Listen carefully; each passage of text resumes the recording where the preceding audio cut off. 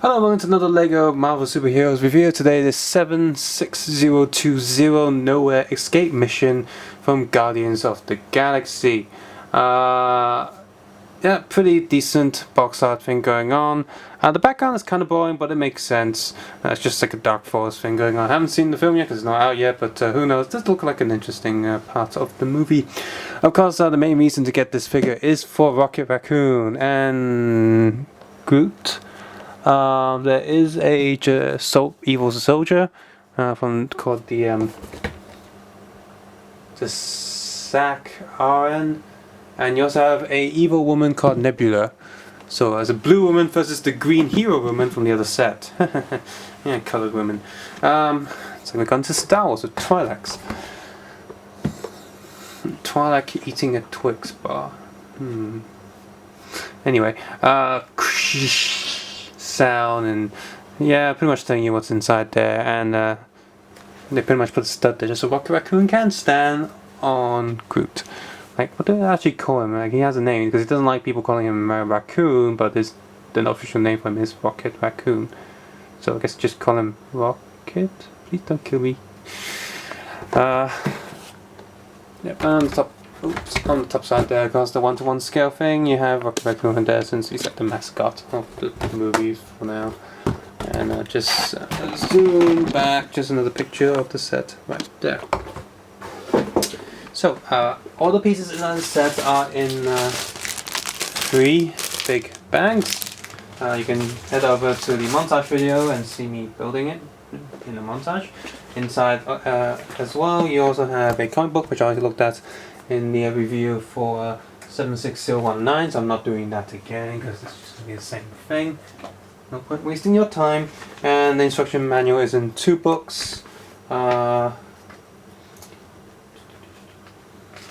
Pieces list in the first book, and in the second book there's just an advert for Marvel Superheroes again, and the same advert you got in the other booklet as well, just other Guardians of the Galaxy sets.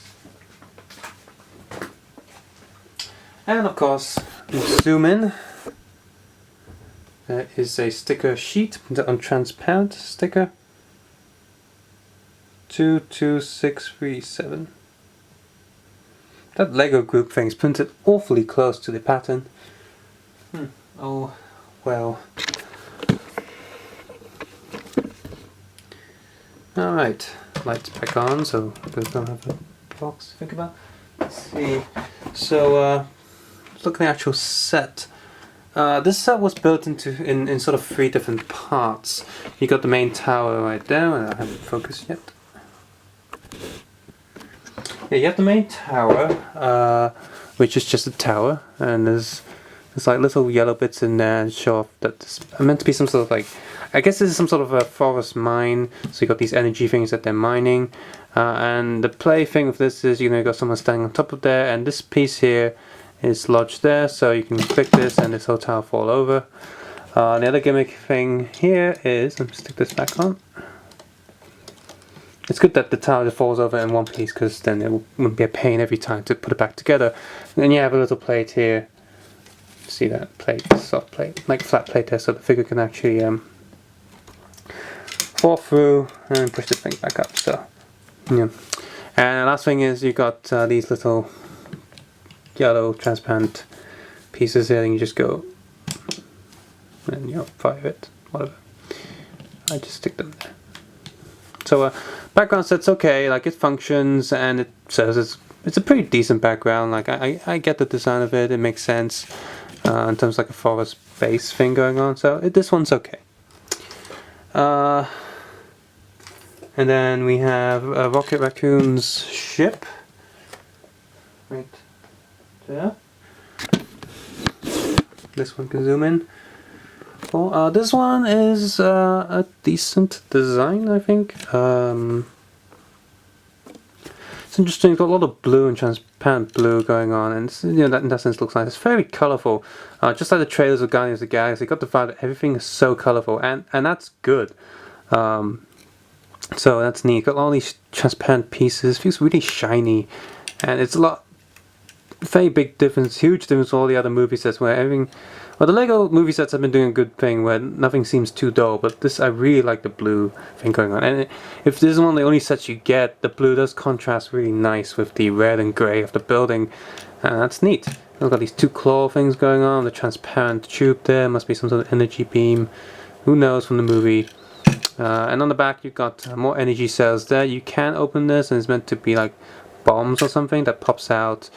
But you know, be careful because it's easy to lose, of course. It's just round pieces. But a very solid thing. So is the stage. Very, very solid background. You also have this, which is a cannon thing, which reminds me of toys from the 90s action figures, where you have, where you know they got the spring-loaded thing, and this is just shaped like a little stud there. So when you push it, you know, push this in. When you push this side down, it will fire, and that was a pretty powerful fire. So kids beware. But yeah, it's very 90s, and I like that because you know I was born in 1990, exactly 90, which is good for my age. Like, oh, how old am I? What's the last digit in the year? That's my age. So yeah, but this is supposed to go up here, and so will, you know, fall apart. But you know, you can stick it anywhere when you want, really. I'll just stick it there. But yeah, do mind your eyes. You do get a spare on these red power beams, so in case you do lose it, you can. There's one spare. In fact, there's a spare of those in all the other ships that have it. These shooty things. So it's time to look at the figures. There's also a spare katana for the blue woman. So that's 3 katanas. It's interesting because the green woman has katanas as well, so can't fight. Anyway, so here's the blue woman. Torso's pretty nice, face is pretty nice. I got nothing to compare it to because I don't know Guardians of the Galaxy until I see it, because I'm more of a DC fan. But the silver arm and the blue arm, purple thing, it's all nicely presented. I wonder when Lego will actually have printing on the side of the heads, because, like, you know, like that just a simple black line on Nick Fury's eye patch does bother me, and here it's clearly supposed to continue on like some sort of computer thing, and yet you got 2 halves and they don't connect, and it's just off-putting. But so I wonder when they'll have the technology to, well, factory to finally do that. But she's okay. She makes sense. So she's just stand there. Next we have the soldier. Again, I like these soldiers. If you want a more detailed view on that, comment on that. You can check out the review for set 76019, the Star Blast Showdown. Not gonna repeat that information here, because we have Raccoon. He comes with a giant, well, rocket launcher. Doesn't actually fire, it's just a prop. But you can take this off, and this is meant to hook on to the ship somewhere. In the instructions manual, it hooks on to damn, where does the hook on to?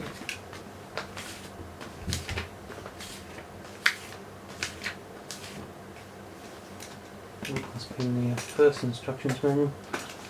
Oopsies.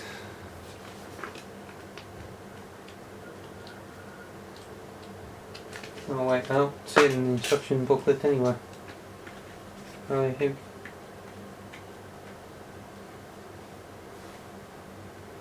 Oh, it doesn't actually hook on. The instructions manual just had it sitting next to the ship, so I apologize. Oopsies. But sorry about that. But yeah, this rocket launcher is pretty neat. Like, it isn't just a single piece, but it's got lots of these things going on. Like this armrest thing, it's very cool, and the scope, it's nice. It's very sci-fi-y. It's a good gun. And of course you have a rocket, which he has. I guess this is something that will go in the Infinity Gauntlet. Body print is pretty neat. You can pretty much swap it on the normal figure and pretend it's like a Asylum jacket. Soft rubbery tail, and back print is pretty nice, very space techy. However, I have, well, the head looks nice with the raccoon thing going on. Why did they have to put the shoulder pads there? Because A, first of all, it limits the arm articulation that much, so he can't actually put his hand up. And B, if you want to turn his head, he can't. He's got no articulation in the head. You're gonna have to like lift it up a little bit and just sort of like. I mean, that's not cool, man. Like, Lego should have gave us a cloth piece or something. This is not acceptable. Like, Lego shot figures already can't move their legs, and now you have this. He can't even move his head, so that's horrible. So Xinyon Bootleg, if you're watching this, since you fixed the short legs and allowed short figures to move their legs, and fixed the Hulk head and letting his head move, you can fix this too. That'll be neat. That'll be a keeper. Put him there. And finally we have Groot, who's quite tall, so we have to zoom out. This headpiece is really good. Now, while Rocket Raccoon is a downside to this set, this is really good because they actually put a little stud piece area there so you can actually connect more Lego stuff to it. It makes this whole body headpiece feel more Lego than the generic, than the usual sort of big figure stuff. And I haven't seen this kind of connection yet in... actually, when I got this, the Sentinel has this connection too, and I haven't seen these yet. And I really like these because there's a lot of movement going on. You got the full articulation, full rotation. It's really nice. And with his arms, those are really good too. So this is a really good Groot design. And it's also quite solid as well. Like when you plug him in, and you got this 2x4 that actually connects all of them together and tightens everything into a huge grip. And I like that these are actually printed, so you don't have to apply stickers, because since this is like a character, it's a figure that you're going to be moving a lot. Like kids are going to be playing with this a lot, and if you're going to use stickers, it's probably going to like peel off. Whereas my friend has said he has managed to rub paint off Lego just by moving them a lot. So who knows? But I've never really had that problem unless I got like a fingernail and it's scratchy. But his print's really nice. I like these little root and plant leaf things. So that's really cool. It's like, salute. The only thing I don't like is that I guess his thumb is not articulated. It's always like he's got a splinter in him. Like, how ironic. It's like, oh, I've got a splinter. But you know, his fingers can move individually, and that's okay. It's like, hello, how are you? Fendizo will not be pleased. Wait, was he gay? I think he was. Yeah, he was. So, okay, actually, that is okay. That's accurate. Not that all gays do that, of course. Every single person's different. But you know, stereotypes are born from somewhere. So some people do it. It's probably like 10% people who do that. I don't know. But the point is, this figure is really good. Where am I going to put him? I'll put him there. So yeah, this is a decent set. Like, if Rocket Raccoon is the highlight for you, and he's the only one that you want to get, then by all means, this is a good set. You can stand up there, since you're kind of short. And now Groot can stand there.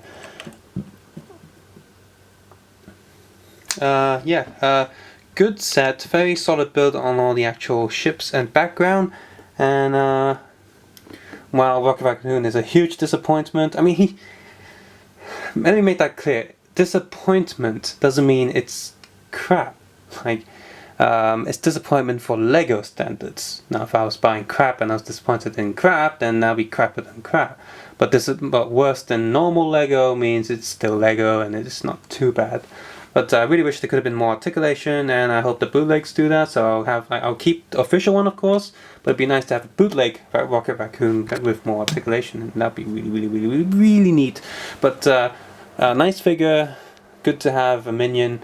So when you do buy all the Guardians of the Galaxy sets, you can kinda army build with more of these soldiers, and really good figure. No complaints with him. Although does have grey pieces, which I'm not really sure. I mean, he is a complete tree. Set does have playability with it, very powerful cannon, and aircraft. So quite a few things to do for kids if they're going to be playing that.